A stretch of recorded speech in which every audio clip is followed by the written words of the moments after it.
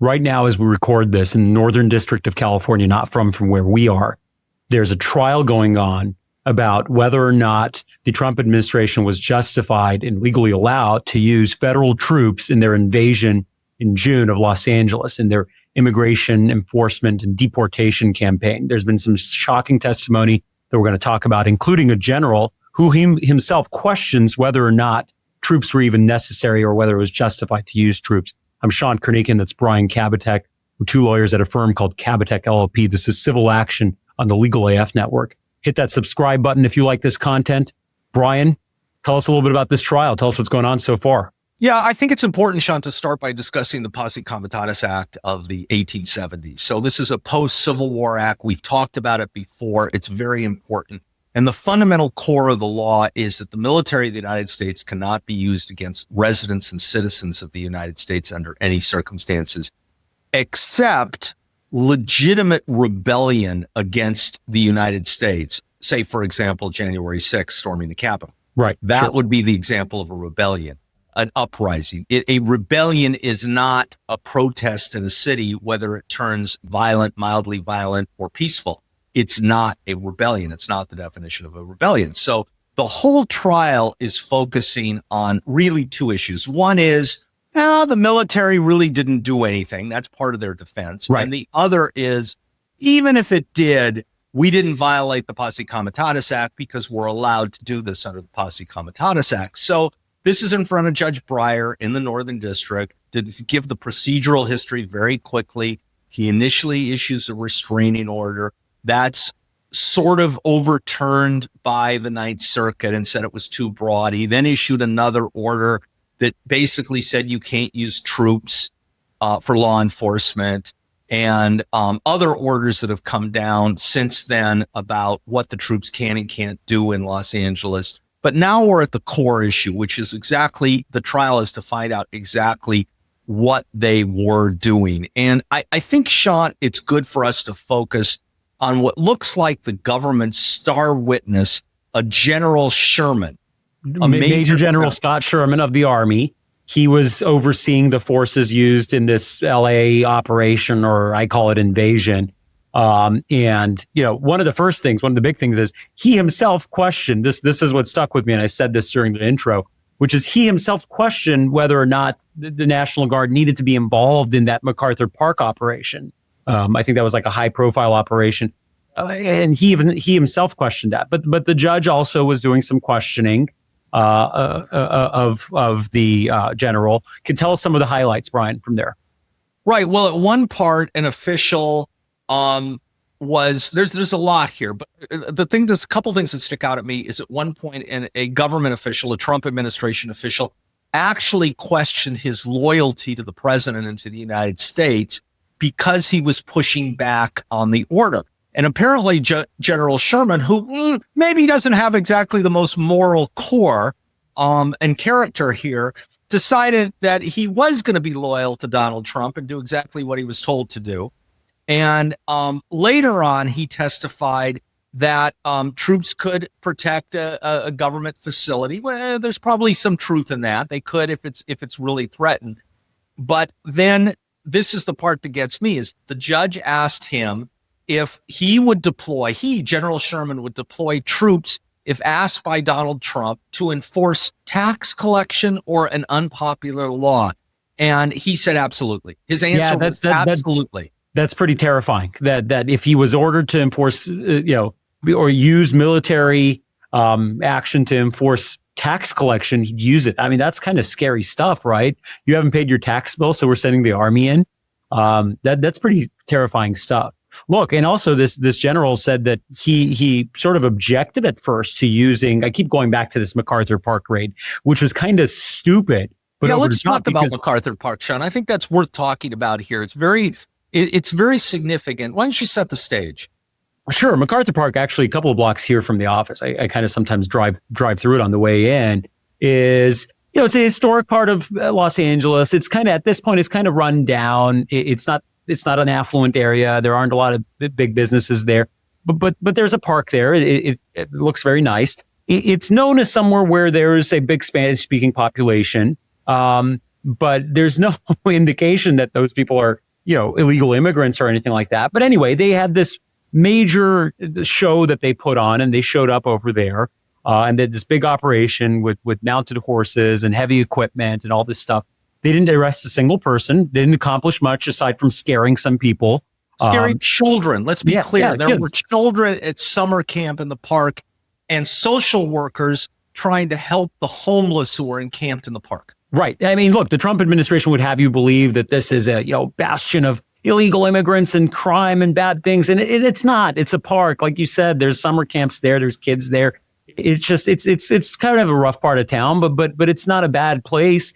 And they accomplished nothing. They just scared the crap out of people and pissed a lot of people off. I know Mayor Karen Bass had a big response to it. But anyway, this General Sherman kind of objected to using these resources there, apparently. And then somebody else, Gregory Bovino, a border patrol chief in Southern California, questioned his loyalty to country.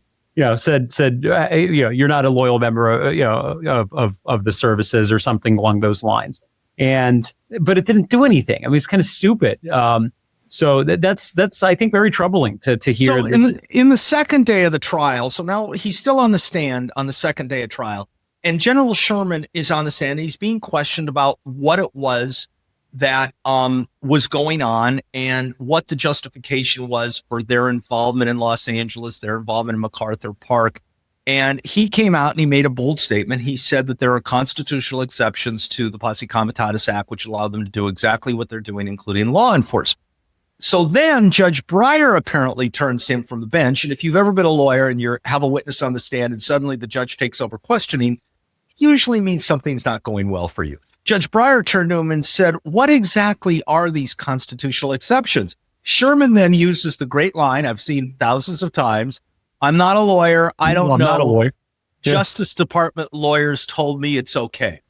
And what they basically say is that the executive, meaning the president, meaning Donald Trump, has protective power, which fundamentally he's trying to say the president can do whatever he wants and tells us to do what he wants, and we have to do it. Yeah, he's a monarch. He's a king. He could do whatever he wants. That's what that argument amounts to. But don't you love that when witnesses, whether it's in trial or in a deposition or something, take some position about how the law applies to the situation? They go, no, there's, I think that's irrelevant, or I think that there's an exception to that. And you go, okay, what's your basis for believing that? And they go, well, I'm not a lawyer. You guys are supposed to know this. I mean, that's right. So good. I love that. So Breyer then turned to the lawyer for Trump, the Justice Department lawyer, a fellow named Eric Hamilton, who, either doesn't sleep well at night or is perfectly fine with what he's doing. And he said, what is this limit? Is there any limit? And he said, there are no restrictions, and the president's protective power is an exception to the Posse Comitatus Act. So when you and I were talking about this before we recorded today, I said that would drive a truck, a giant truck or a train through the Posse Comitatus Act if the whole point is the president could do whatever he wants. Because remember, Sean, the purpose behind the Posse Comitatus Act is to prevent the president from using troops on our own people. Right. And to say that he has some huge exception, this broad exception called the protective power exception, is just, you said you could drive a truck through it. That's kind of wild. I mean, what the protective power exception or executive authority is for is that, the president, the executive has an inherent constitutional authority to use military, assets or force to protect federal property and personnel and functions. That's not this. Nobody was threatening to burn down a federal building or to kill federal troops or anything like that. That's when this applies. If you have some federal presence or federal agents in a city and because of something happening, they're threatened. There's an angry mob outside a federal building, and they're not just an angry mob protesting, but, people are throwing Molotov cocktails at a federal building, threatening to bomb it or threatening bodily injury to federal agents. Yeah, sure. Protective power. Go for it. But it's not some broad exception that you can apply to anything and just say, no, that's protective power. He can do whatever he wants. He can roll out the troops to MacArthur Park to look for these imaginary illegal immigrants, none of which who got arrested, by the way. Right, which raises a couple other questions too, which is, first of all, we know that the rule is you can't just stop people on the street. There's now court rulings on that point.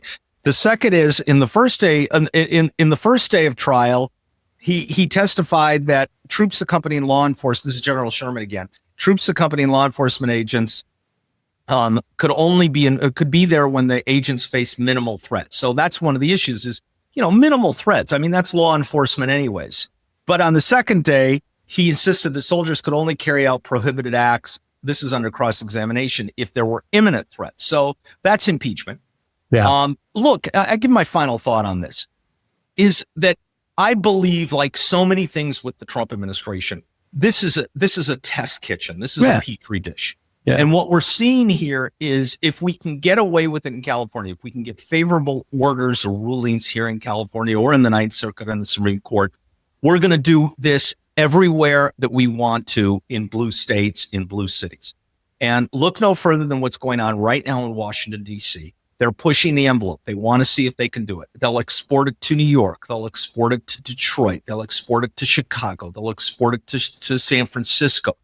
Strangely, they're not looking at cities like Memphis, which has a hugely horrible crime problem, but that's a red state, so they're not going to go there.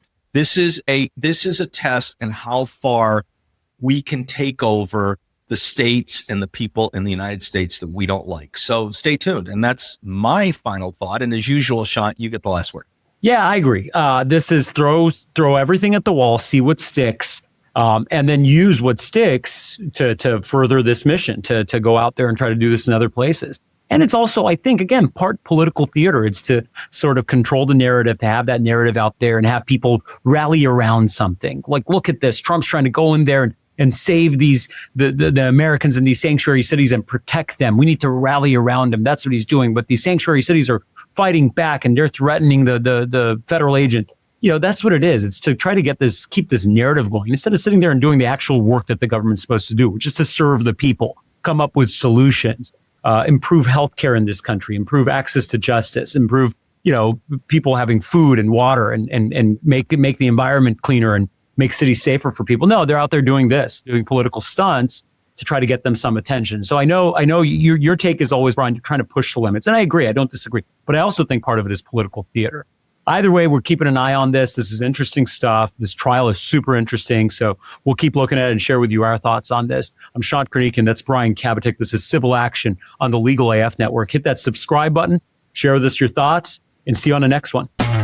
Can't get your fill of Legal AF? Me neither. That's why we formed the Legal AF Substack. Every time we mention something in a hot take, whether it's a court filing or a oral argument, come over to the Substack. You'll find the court filing and the oral argument there, including a daily roundup that I do called, wait for it, Morning AF. What else? All the other contributors from Legal AF are there as well. We got some new reporting. We got interviews. We got ad-free versions of the podcast and hot takes. Where? Legal AF on Substack. Come over now to free subscribe.